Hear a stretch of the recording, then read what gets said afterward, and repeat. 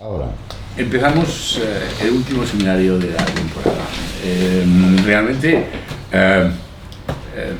es un aniversario, ¿no? Se cumple justamente un año, o sea, se ha cumplido un año del seminario. Por tanto, celebramos haber cumplido un año del Mahanata cuando parecía que no era posible, ¿no? Yo lo celebro y particularmente yo agradezco vuestra fidelidad. Es con vuestra fidelidad que se ha podido hacer el seminario, porque si no hay fidelidad es imposible todo este mare magnum de emociones, de personajes, de sentimientos, de luchas, de intrigas, de aversiones, y luego de cosas magníficas como encontrarnos con el dictum finalmente de Anaximandro, que aporta, como te decía en el mail, precisión, justicia, verdad. Es el dictum de Anaximandro es un dictum a aplicar en cada caso. Y vamos a aplicarlo hoy en relación con este comienzo, final de curso, apertura a otro curso, y bueno, vamos a ver cómo eso se aplica, porque ha sucedido una cosa en el fondo que no era muy visible. Lo visible es que los Kurava habían preparado una casa de cera para acabar con los Pandava y para acabar con la familia e instaurar un rey por las malas, ¿no? Pero realmente ahí hay otros acontecimientos. El final es que quien incendia la casa son los Pandava para librarse. Y no solamente eso, ocurre en el trasfondo de esa historia otra historia, que es que Yudhishthira, digamos que todo este proceso de la casa de cera ha sido protegido por una inteligencia fundamental, que es la inteligencia de Vidura. Y ahí hay un patrimonio importante, que es el sentido común, la inteligencia, la protección, la visión de las cosas, la prudencia, la diplomacia, la política bien hecha, ¿no? Es el caso de Vidura, que está inspirado por la ética, ¿no? Bien, entonces, ¿qué pasa? Que Yudhishthira se deja... Yudhishthira, que es inteligente, coincide con la inteligencia de su tío, y cuando su madre se pone inquieta porque dice, pero ¿qué nos va a pasar? Estamos metidos en una ratonera, y Yudhishthira le dice, nuestro tío nos ha dado unas orientaciones, y no solamente eso, si nos ha dado unas orientaciones, nos va a dar también una salida. La madre está inquieta, pero ¿cómo vamos a encontrar un minero para que nos haga un agujero para salir de esta casa? Y el Yudhishthira está de acuerdo con eso. Pero el Yudhishthira dice algo muy importante, y eso está registrado en el Mahabharata. El Yudhishthira dice, vamos a seguir el consejo del tío, y el consejo del tío es ser prudentes, y vamos a hacerles creer que estamos en la casa sin que pase absolutamente nada. Con lo cual ellos van a estar completamente confiados y que su proceso va a ir adelante. Entonces, bueno, vamos a continuar así. Pero reciben una serie de noticias, y esas noticias son que la quema se va a hacer la noche que no hay luna, y por tanto se tienen que preparar las cosas rápidas para que eso se haga. Entonces, Yudhishthira piensa, el tío ha preparado esto, y hemos de seguir, porque Mima quería luchar contra, bueno, enfrentémonos contra ellos. No, si nos enfrentamos, vamos a poner en descubierto las cosas y nadie nos va a creer y tal. Vamos a continuar aquí con esta situación prudente con el tío. Pero Yudhishthira dice, vamos a preparar para que parezca que esto es así. Entonces, su madre, Kunti, hace una fiesta para los pobres, para dar limosna y tal, e invita a una mujer de una secta que hay allá, no sé, es una secta especial, de la estirpe Chave, era la mujer. Y esa mujer era amiga del Purochana, del arquitecto. Iba de vez en cuando allá para tener relaciones con el Purochana. Y esa mujer tenía 5 hijos. Entonces, que ni pintado. Y entonces, concretamente, el Yudhishthira dice: ha llegado el momento, tenemos que hacer lo que 6 personas ocupen nuestro lugar en esa noche, para que parezca que el atentado ha tenido éxito. Purochana también perecerá en el asunto, puesto que nosotros le prendremos fuego. Esto es lo que dice Yudhishthira. O sea, que de alguna forma se comete una injusticia con unas personas que no tienen nada que ver, unas personas comunes. O sea, se critica porque no se pone mucho en cuestión esta cosa que se hace en el Mahabharata, que se queme a los Pandavas. Va a haber los funerales, va a haber el duelo y tal, pero y el duelo de estas personas, ¿quién lo hace, no? O sea, y eso está ahí en la esencia en esta esencia, aplicando el dictum de Anaximandro. Vemos que se comete injusticia, se quiera o no se quiera. En ese sentido, yo quería decir que el dictum de Anaximandro es un dictum bastante inteligente, ¿no? Ocurre entonces el fuego, ocurre entonces lo que sucede y tal. Entonces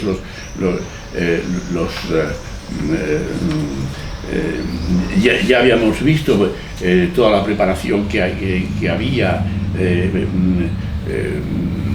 quién estaba de acuerdo y quién no estaba de acuerdo. Recordar que un personaje muy importante y muy noble del Mahabharata es Karna, que es hijo de Kunti y es de alguna forma hermano o hermanastro de los Pandas. Y este Karna le dice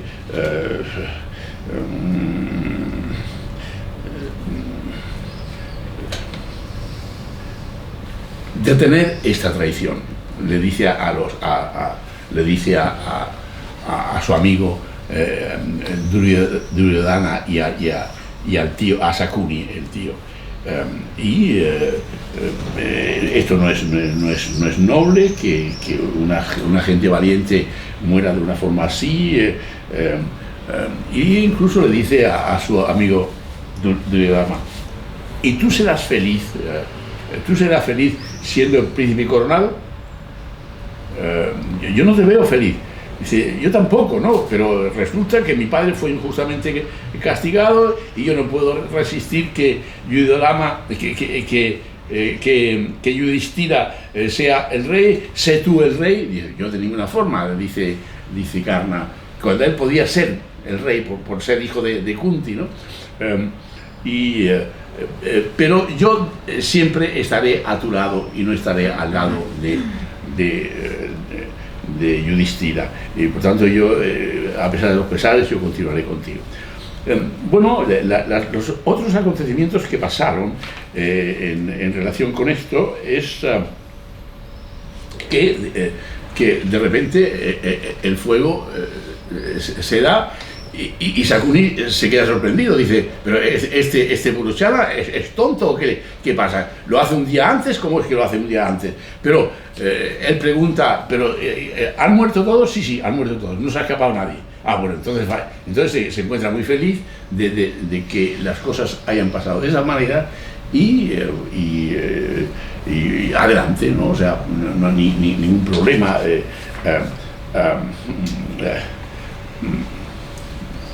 Y aquí hay otra vez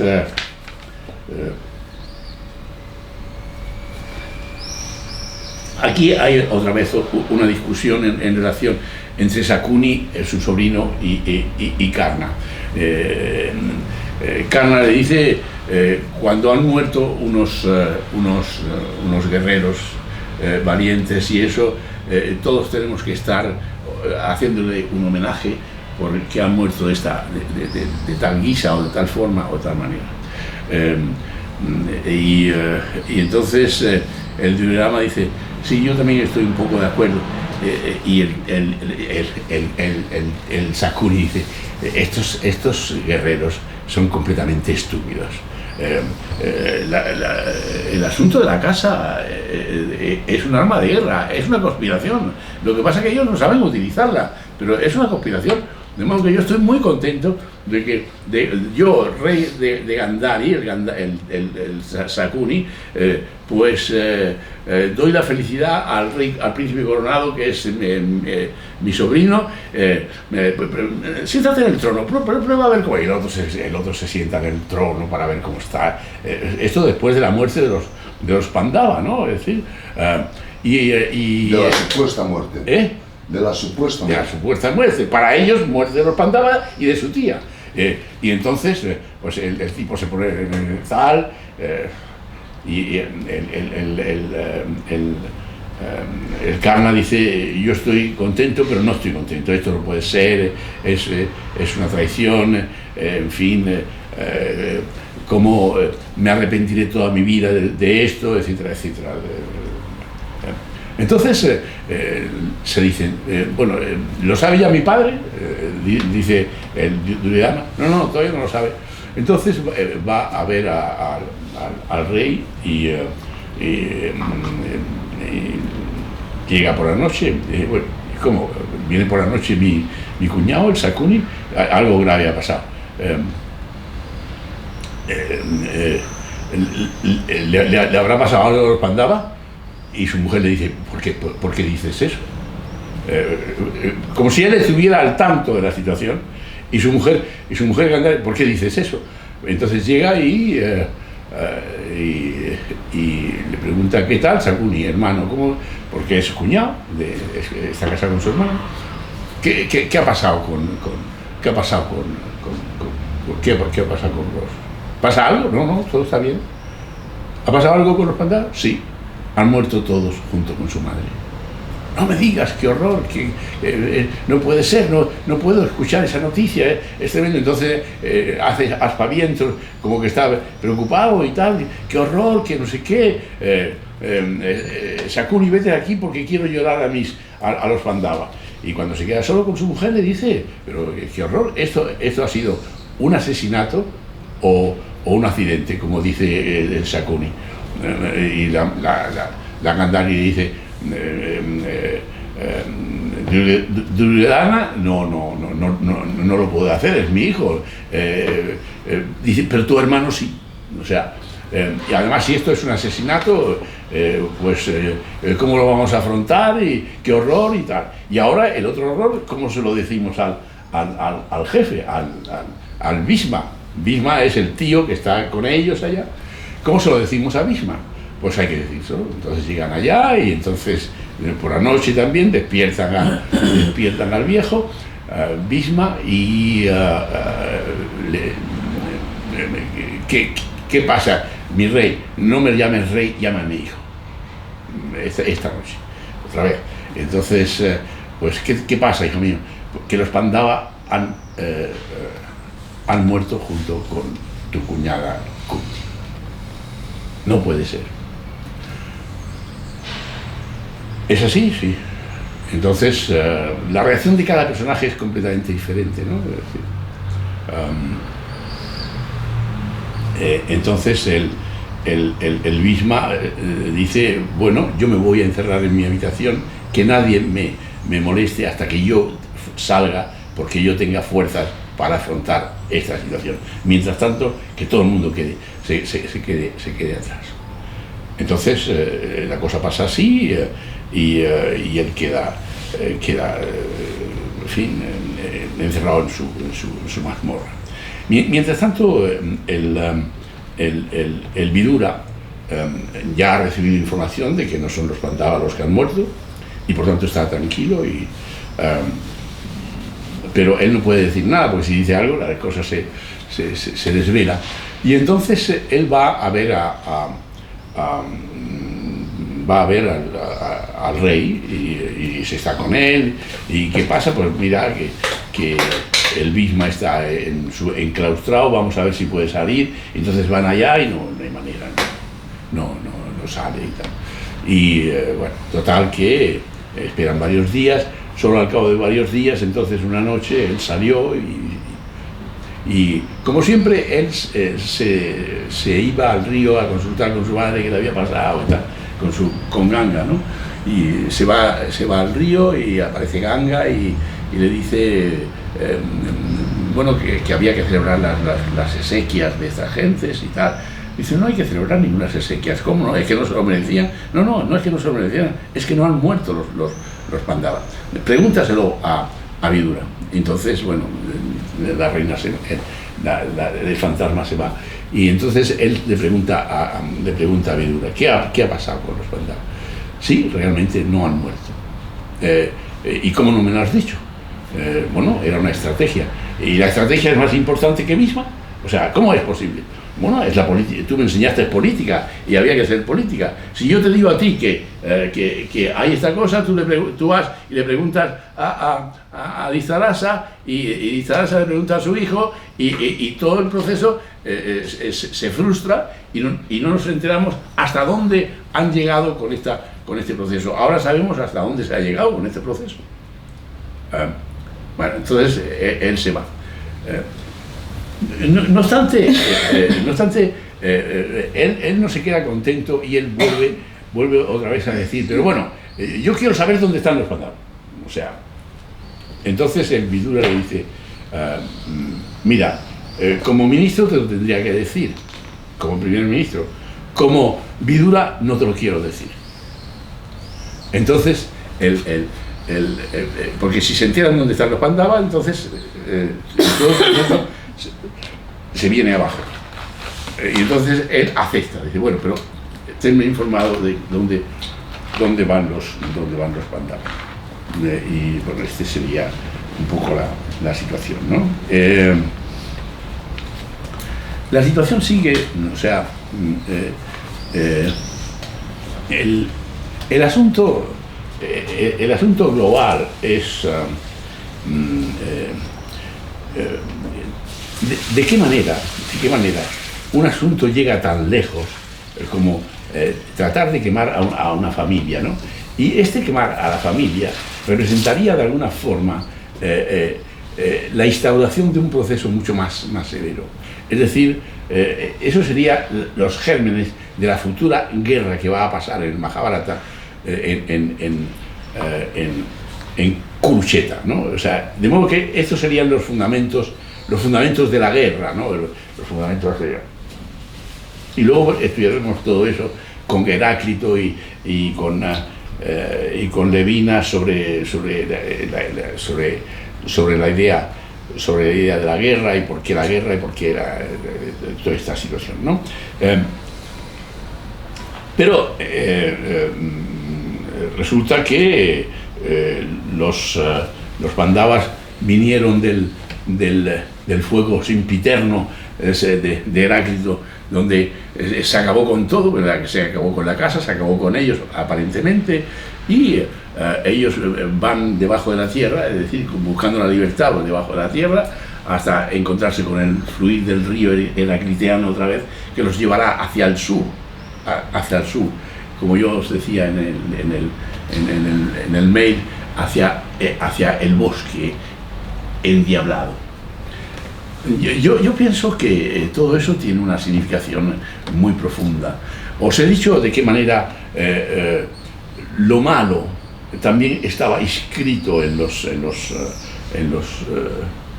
pandas, cuando aceptan para que el proceso sea verídico, que muera una familia con sus 5 hijos.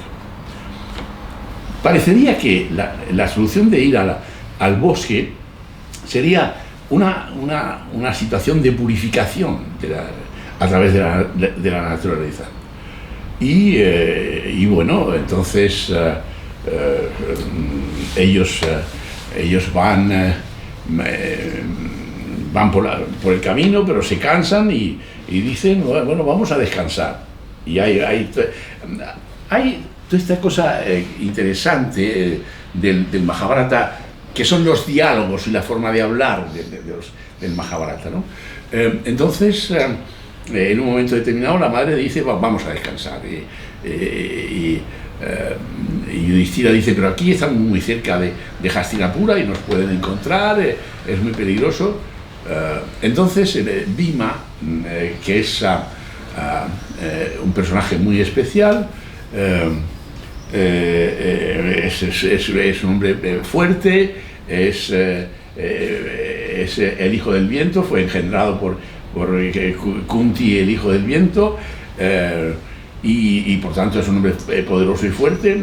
Entonces él le dice, podemos hacer una cosa, y es que mamá, Kunti y Nakula y Sahadeva, que son los débiles, se queden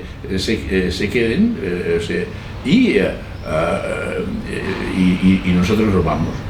Y dice Yudhishthira, no, eso no puede ser, no se van a quedar en el bosque. Dice, no estoy diciendo eso, yo estoy diciendo que nosotros nos vamos y ellos se quedan. ¿Pero cómo? Yo te lo voy a explicar. Mira, entonces coge a su madre, se la pone encima, y coge a sus hermanos, los coge y ¿te das cuenta?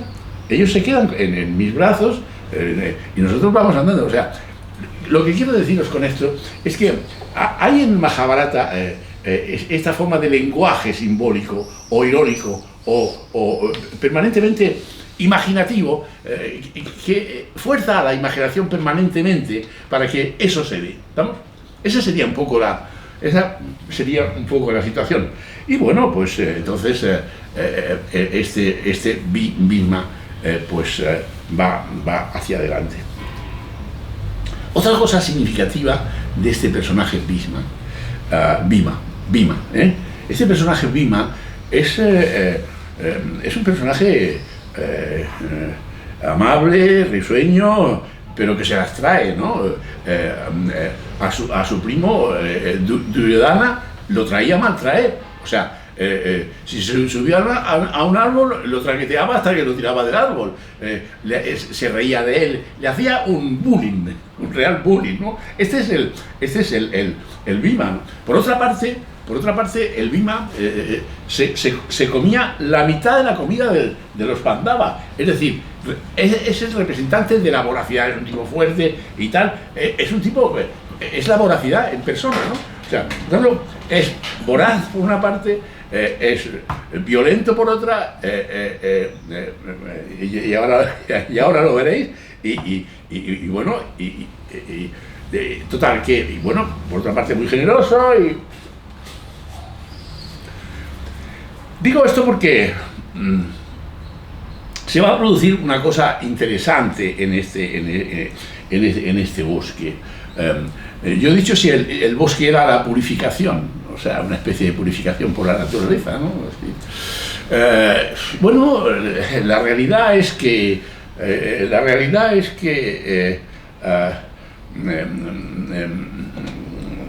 están cansados allá y entonces el Bhima está vigilante. Y entonces el Bhima dice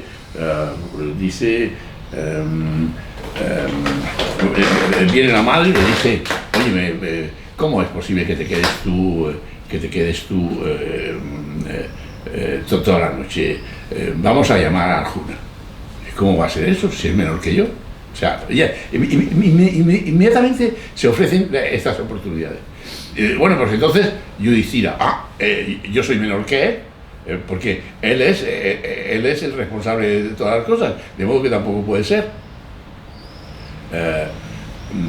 Y entonces la madre dice, bueno, los otros pequeños no pueden ser, pero son pequeños, muy pequeños, de modo que no te preocupes, madre, yo me voy a quedar aquí y tal.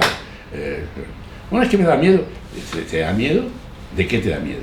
No, que venga porque estamos en el bosque, que es propiedad de un diablo y puede venir y tal. Es interesante lo que el Bhishma le dijo. Las palabras exactas no recuerdo, pero más o menos lo que viene a decir.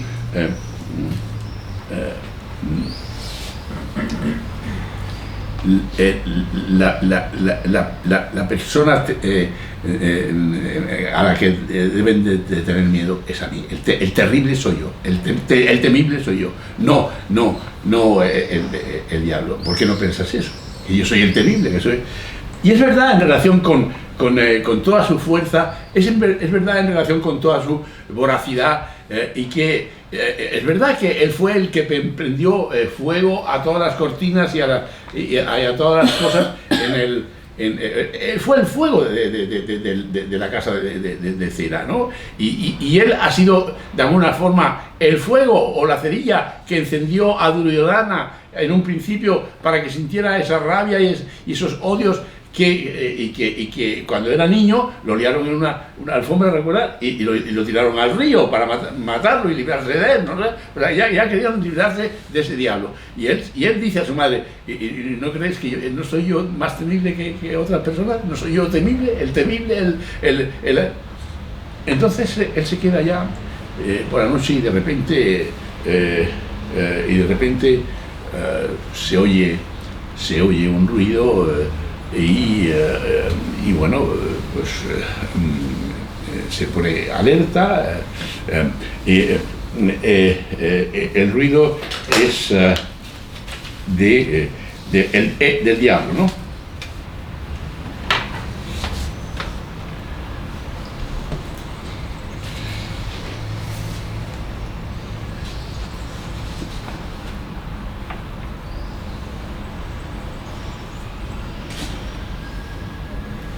Como comprenderéis, me salto muchas cosas, se me van muchas cosas que no, en fin, algunos detalles que no leo.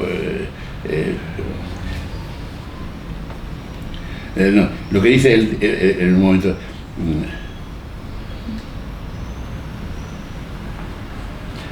Yo soy más peligroso que cualquier cosa. Le dice a su madre, ¿no? Entonces, mientras estaba durmiendo se oye al diablo por allá que vivía con su hermana Indiva. O sea, lo que es interesante es como realmente del fuego de la casa pasamos al bosque y con todas las inclemencias. Pero las inclemencias es que incluyen lo diabólico, ¿no? Indiva vivía allá y cualquier persona que pudiera llegar a su territorio era cogido y era devorado por él, ¿no? Y vivía con su hermana Indivi. Entonces, Indiva, y aquí está toda la cosa del machismo y del feminismo, le dice a su hermana, oye, prepárame a esa gente que me los voy a liquidar. Ata a los 6, ata a 5 y déjame uno libre, o sea, pues eran los 5 más la madre, átame a 5 y déjame uno libre para que me lo coma. Y la hermana le dice, pero yo no quiero comer, a mí no me gusta la carne humana. Entonces eres un mal diablo, le dice su hermano.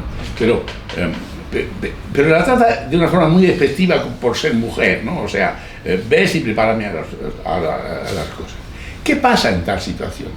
En tal situación lo que pasa es que Indivi ve a Bhima y queda fascinada.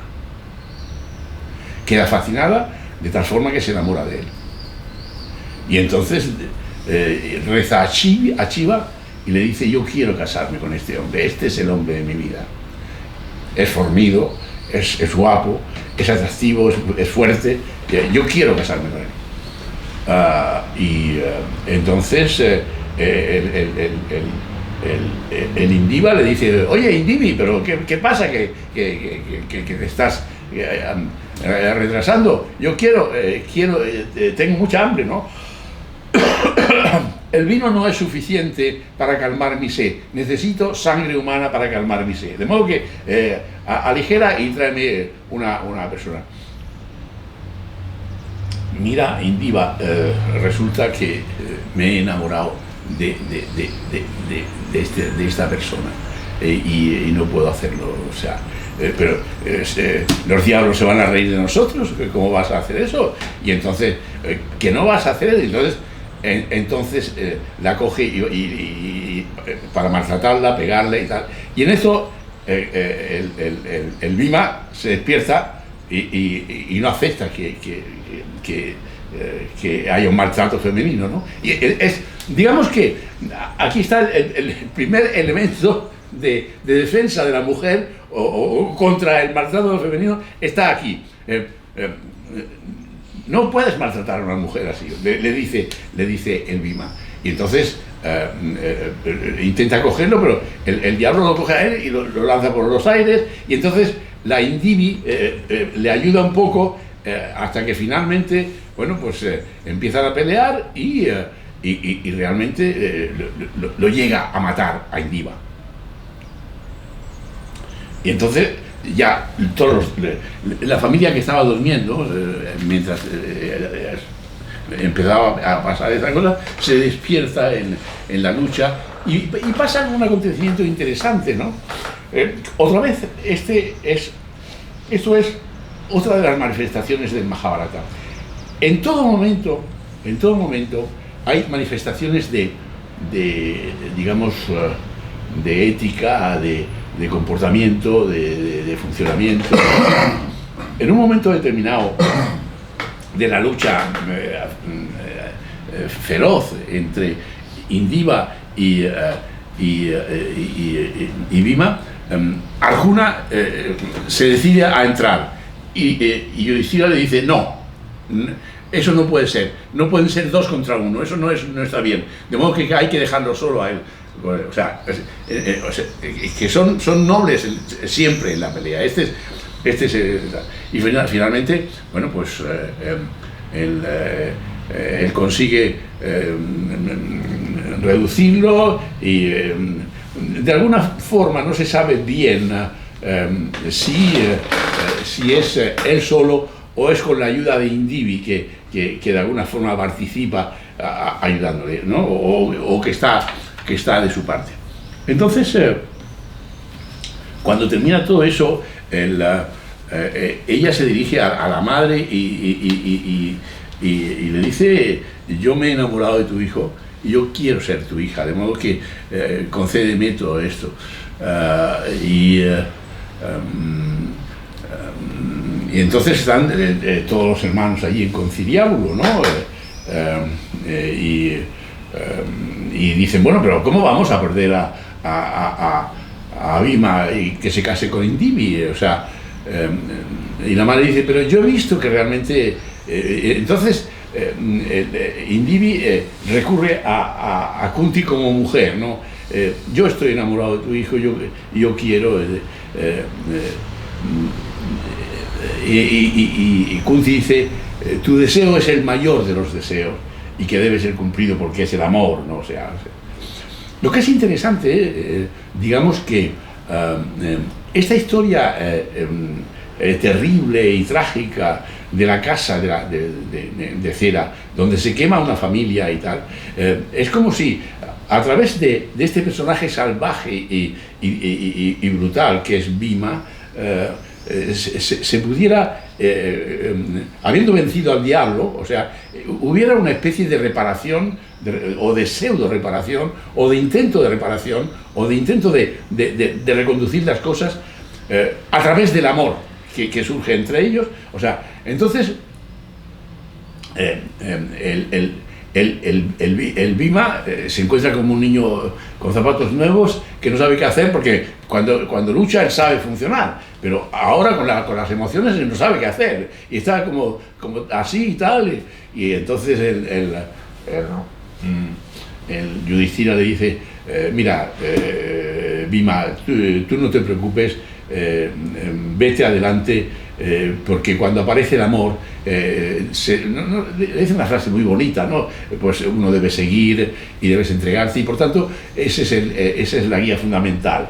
De modo que es el amor el que determina justamente la unión y el matrimonio, no por el hecho de que yo sea mayor me de casar antes, sino tú que has llegado por esta vía, pues tú te puedes casar con Invi. Porque por otra parte la Invi se convirtió en una mujer bellísima y muy atractiva y tal. En total que, bueno, pues se casaron y tuvieron su hijo que se llamó Gatotkacha, que después será muy célebre en las batallas del Mahabharata, ¿no? Eso es de alguna forma lo que pasa con Indivi, ¿no? Que, bueno, pues de alguna forma no es que quede solucionado el problema de la casa de cera, pero es como una cierta solución, ¿no? Es decir, una cierta justicia, en el sentido de que, bueno, pues se acaba con ese diablo que se come a la gente en el bosque, y por tanto se libera a la naturaleza de un mal en relación con lo que había pasado. Porque la hermana del diablo, sí, esta, no es diabla. Sí, no es diabla. Son diablos los dos. Y hay una transformación. Hay una transformación de lo diabólico a lo humano, y se convierte en una mujer humana, con sentimientos de amor hacia. El amor la transforma por completo en un ser bello y atractivo y tal. O sea que hay una verdadera transformación en Indivi. Y bueno, y se casa, y no solamente eso, sino que tiene un hijo. La otra cosa es para pensar en si es posible la transformación de lo perverso. Yo creo que sí. Ese sería un poco el ejemplo, ¿no? Cómo transformar lo perverso y que la fuerza sublime es O, ¿no? Que es el amor. Amor, odio y conocimiento, ¿no? de Bion, ¿no? O sea que sí, que parece que ese sería un poco el camino, ¿no? En fin.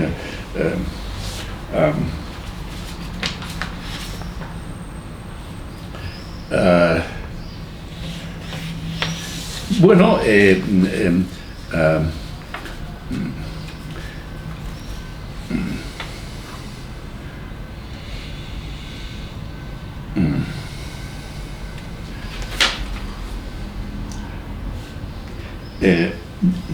después de esto,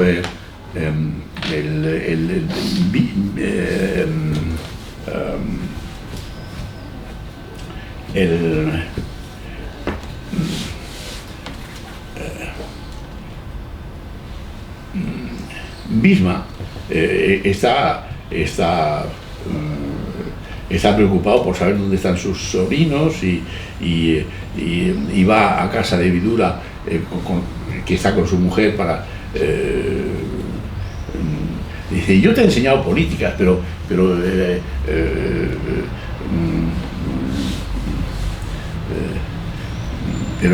dice, y Vidura dijo: tú me enseñaste por políticas ideales, pero no estamos en épocas ideales. Siempre es la misma historia, ¿no? La otra cuestión es de que cuando se habla de este capítulo de la quema de la casa de cera, dice, bueno, la quema de la casa de cera pasó hace muchos siglos, pero sus llamas continúan funcionando, o que se repiten otra vez, porque las traiciones políticas se repiten una y otra vez. Esa es la historia, ¿no? Y aquí cuando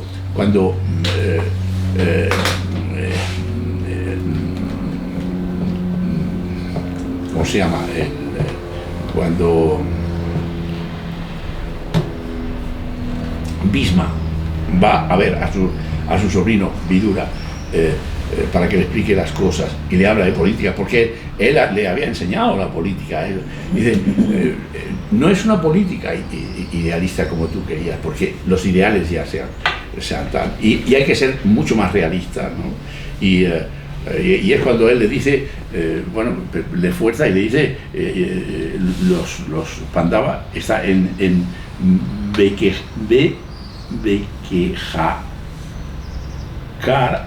Canagri, un nombre dificilísimo.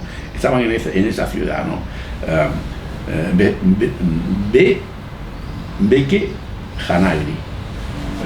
Y él dijo que como ministro lo dejaría, pero no como tal. Entonces, o sea, ha ocurrido un primer incidente que es el acabar con un demonio en el bosque, y un casamiento fruto del amor con la hermana del demonio, y el nacimiento de un hijo que se llamaba Gatochaga, y que va a ser, bueno, del principio se relaciona mucho con los tíos y adquiere todas las calidades de los tíos Pandava, y en fin, este demonio, como podéis suponer, tenía una fuerza increíble, viajaba de un sitio a otro, volaba, vamos, quiero decir, de un sitio a otro como demonio, o sea, angelical, o sea, diabólico, pero y salvaba las cosas. Yudhishthira le pide protección en el bosque a su cuñada, y además la acepta, y todos la aceptan muy bien, ¿no? Pero después de un tiempo, entonces ellos deciden irse del bosque. Pero entonces la madre le dice, yo no quiero irme del bosque. El bosque ha sido nuestra madre. El bosque nos ha dado sombra. El bosque nos ha dado leña para cocinar y calentarnos. El bosque nos ha dado frutos y comida. Yo en el bosque, yo fui muy feliz con vuestro padre, y yo quiero ahora ser feliz con vosotros. Y Yudhishthira le dice, sí, pero tendremos que ir a Hastinapura, porque él dice, y Hastinapura, por supuesto, nos ha cerrado las puertas, no nos quiere, daros cuenta, y yo no quiero otro rey que lo que ha ofrecido es una casa de cera para quemarnos a todos junto con el príncipe coronado. De modo que yo no quiero más ir a Hastinapura. Dice, sí, pero debemos ir a Hastinapura para que sepan que no hemos huido al campo, sino que nos hemos ido, no hemos huido, sino ido para no ser asesinados, nada más. Y ese es el tema, y insisten en esa situación. Pero mientras tanto tienen que irse de ese bosque y se van a otra ciudad, que tiene un nombre endemoniado, El Shakanagri. Esa es la ciudad donde se van ahora. Y allí se ve que, bueno, dice, el tiempo tiene tiene unas consideraciones con las personas muy especiales, porque manda según las circunstancias que vienen, y las circunstancias es que los Pandavas no tenían absolutamente nada, y entonces se tenían que vivir de la caridad. O sea, entonces los príncipes van de puerta en puerta pidiendo caridades para poder sobrevivir. Y entre una de las cuestiones fundamentales de esas caridades es recibir asilo, casa, o como se quiera llamar, ¿no? Y entonces se van a casa de un brahmin. Y este brahmin lo recibe. Entonces ellos durante el día van por las calles y piden limosna y las llevan a las caridades que llaman ellos, y las llevan a casa con su madre, y entonces cada vez que llega a casa la madre dice: repártelos. Ya os acordaréis de esto cuando se va a casar y dice: repártelos. La madre dice: repártelos entre tus hermanos, y lo van haciendo. Entonces, en aquella casa vivía el brahmin con su mujer y un niño pequeño, que entonces y una hija un poco mayor, ya casi adolescente, ¿no?, con el que vivía el brahmin. Entonces hay el niño que, como comprenderéis, pues hace muchas gracias, y la Kunti lo coge en brazos, y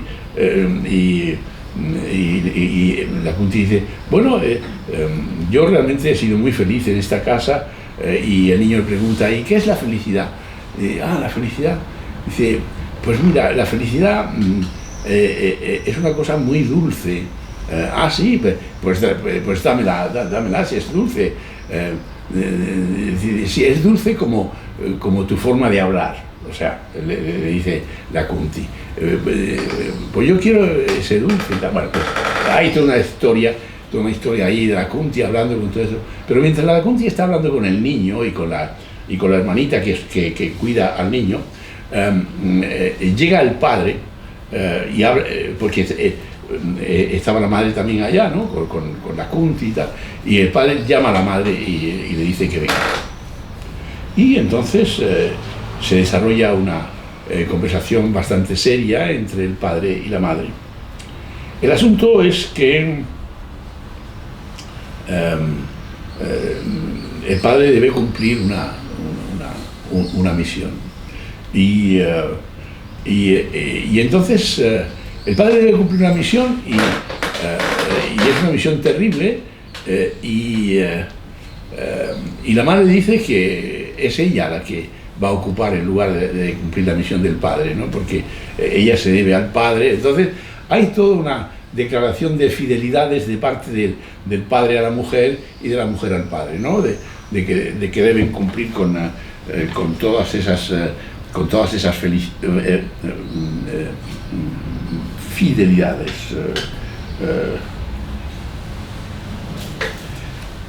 Buscaba un nombre que siempre es muy difícil. Ahora lo encontraré.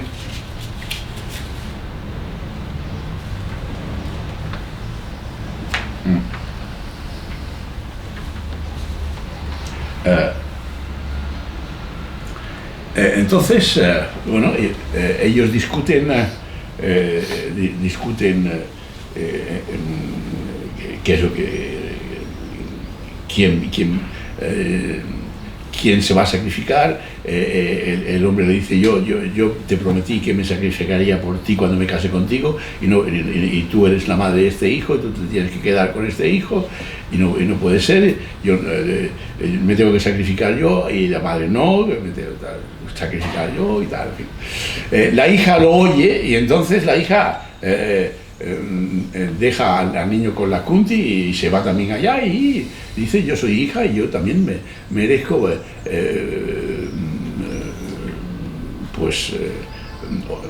también participar en esta situación, ¿no?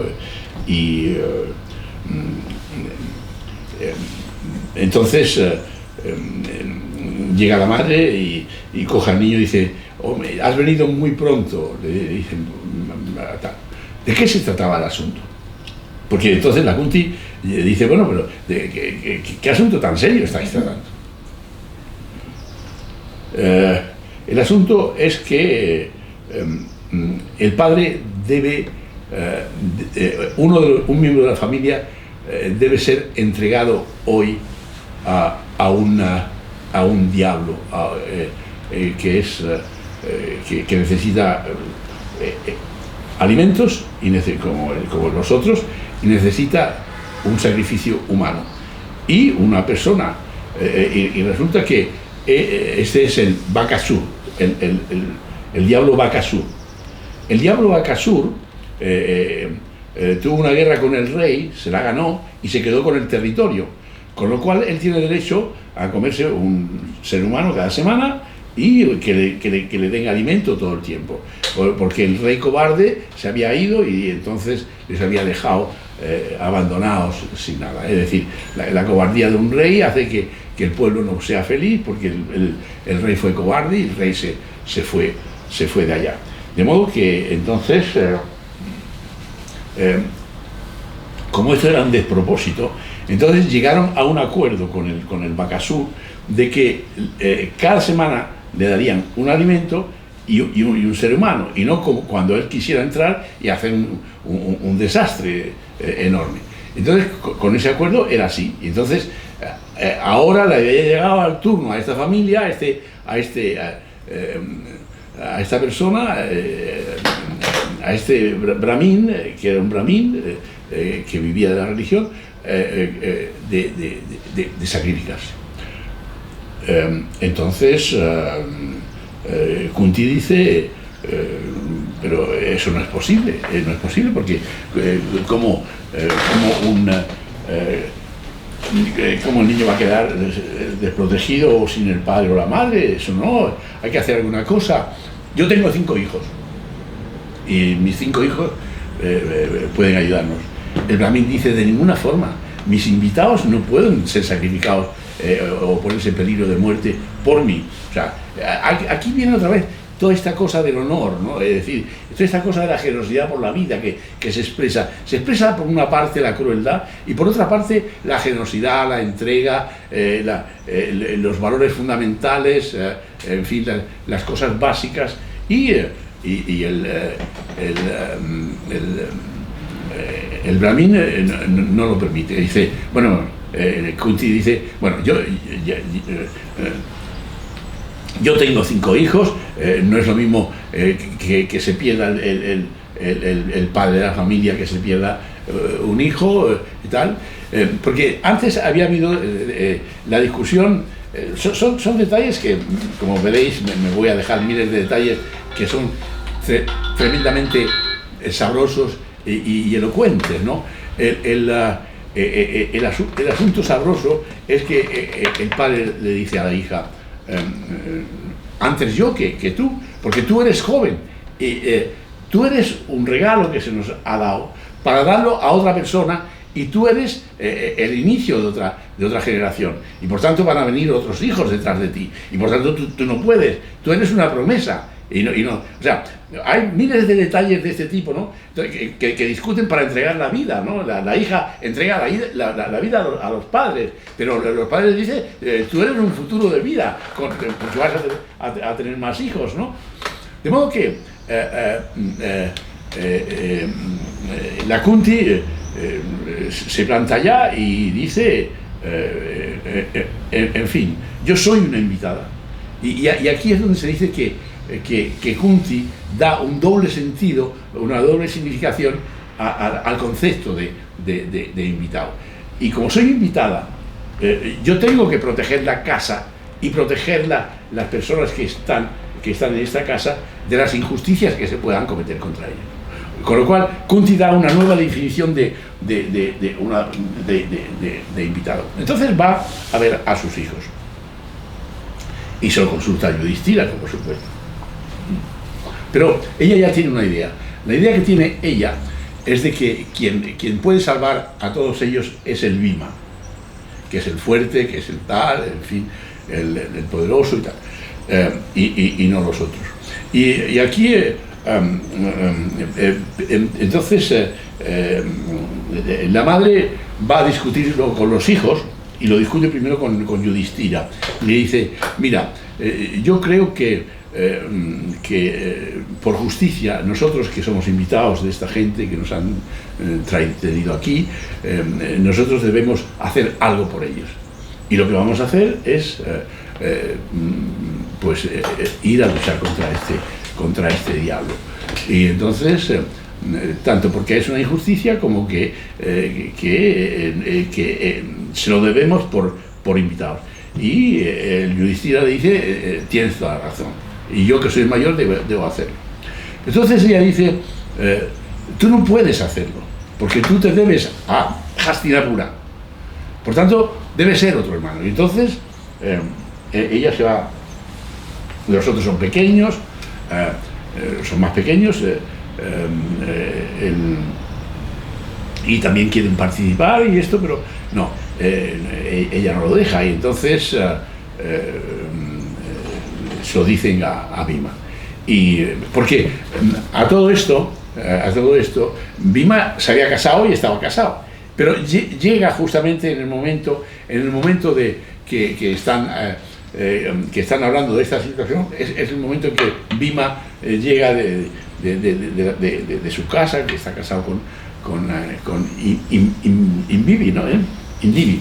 Y entonces otra vez reparten la comida.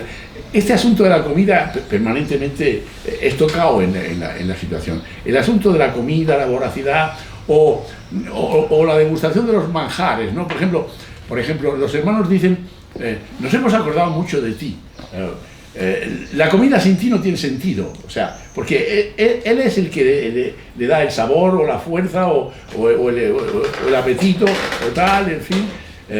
De modo que esta es la situación básica, ¿no? De que él de alguna forma es el que le da el tono, el que le da el valor.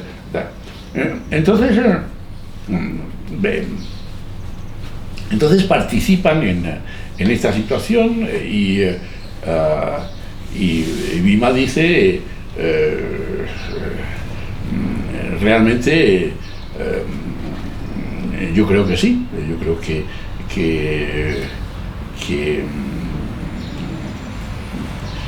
me corresponde es a mí. La razón que da Bhima es que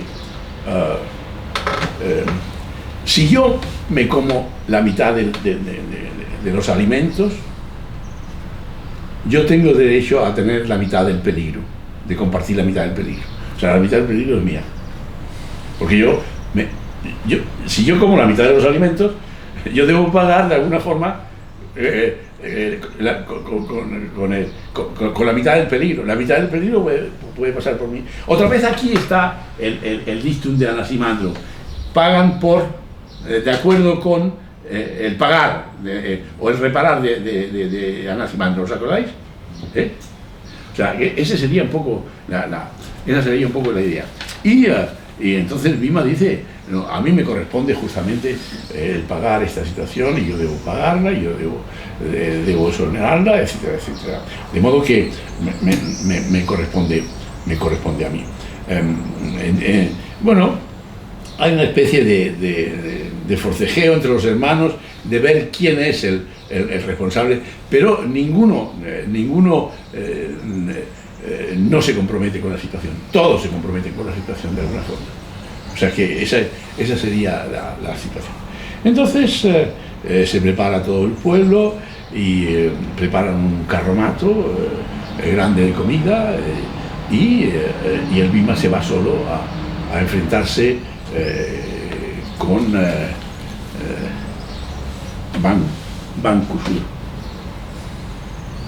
Bankusur, que es el Bankusur, el demonio Bankusur.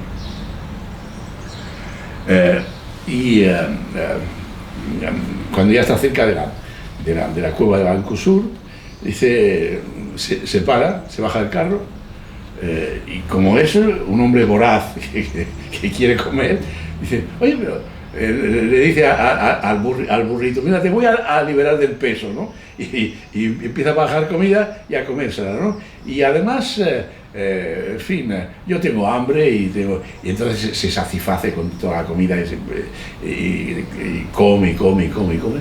Y en un momento determinado el Bancosur, el demonio, dice, mi comida no llega, ¿esto qué es? Entonces va allá y se da cuenta que el otro se la está comiendo.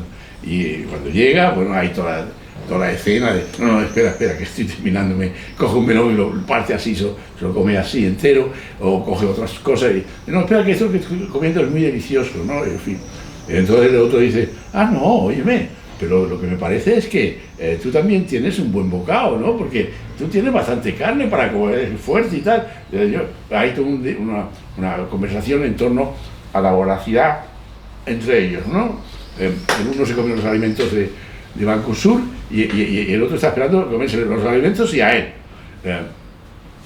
Hay una cosa interesante en la discusión con la madre cuando él dice que él quiere irse justamente porque el 50% de su responsabilidad es debida a que una parte ha sido la comida que ha comido él, pero él le dice a su madre, estoy honesto yo, ¿por qué tú temes de que el Bancosur me va a comer a mí y no me lo voy a comer yo a él?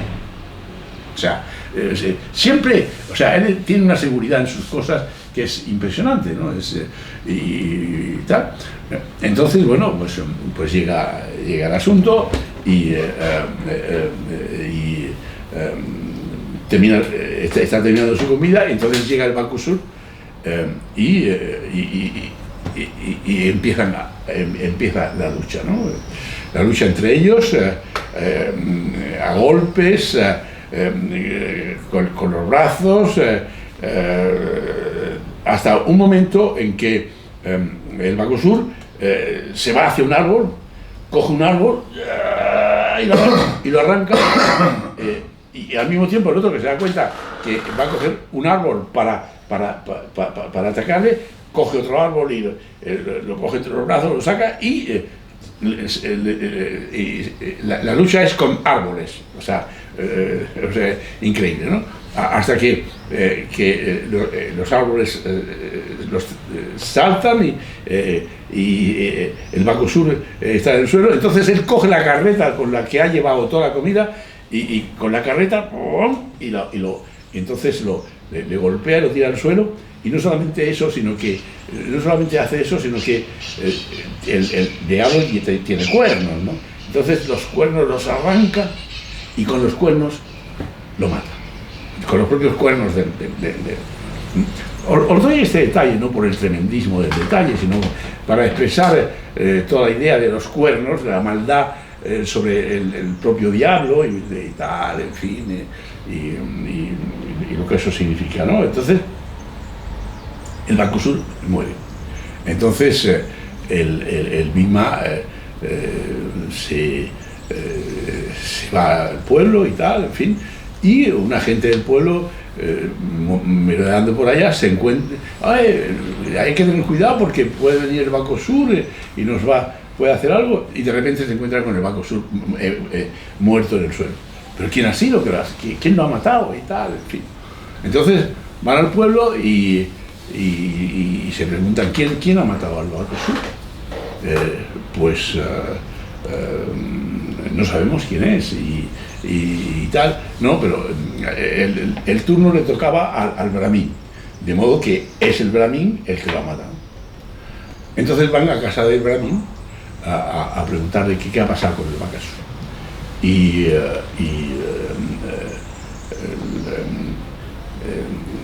El Brahmin le dice, yo no he sido quien ha matado, no te hagas el modesto, ¿no?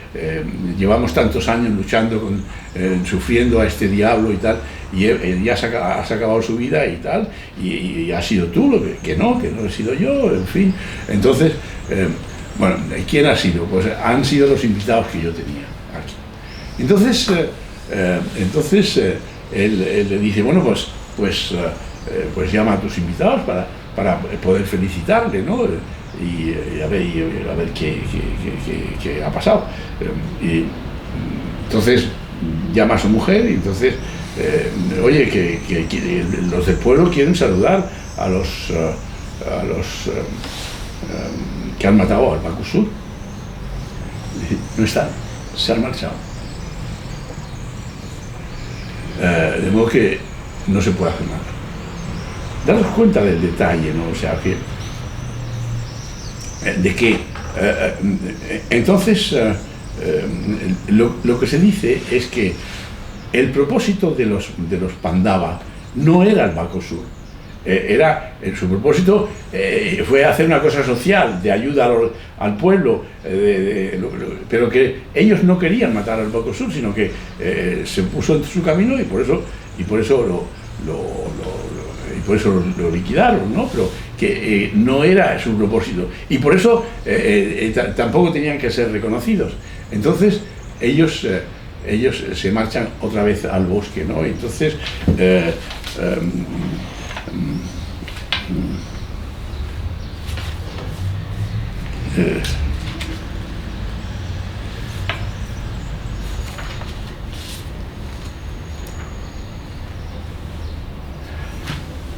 bueno,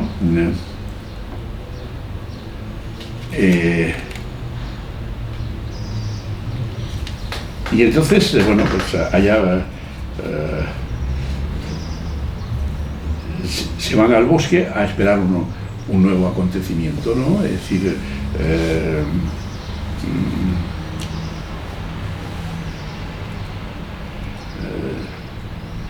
el sol está a punto de caer por la noche y entonces lo que ellos dicen, algo así como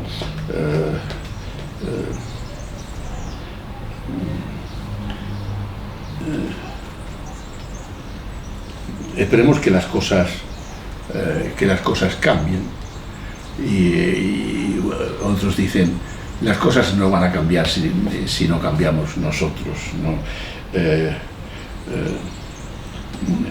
Somos nosotros que tenemos que cambiar las cosas, y el otro dice, bueno, dale una oportunidad al tiempo y a la historia.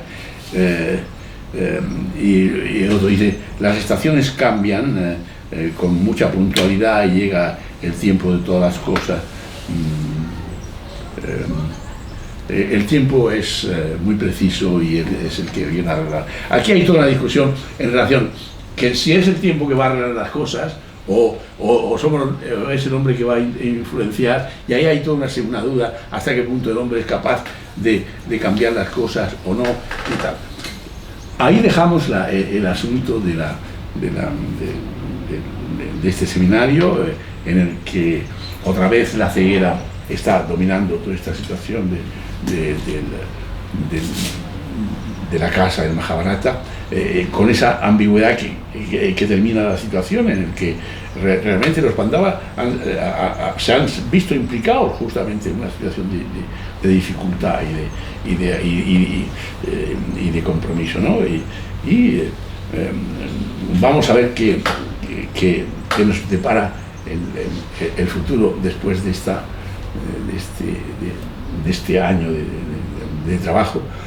Terminábamos recordando que la ceguera era un punto importante el año pasado y continúa siendo importante también este año.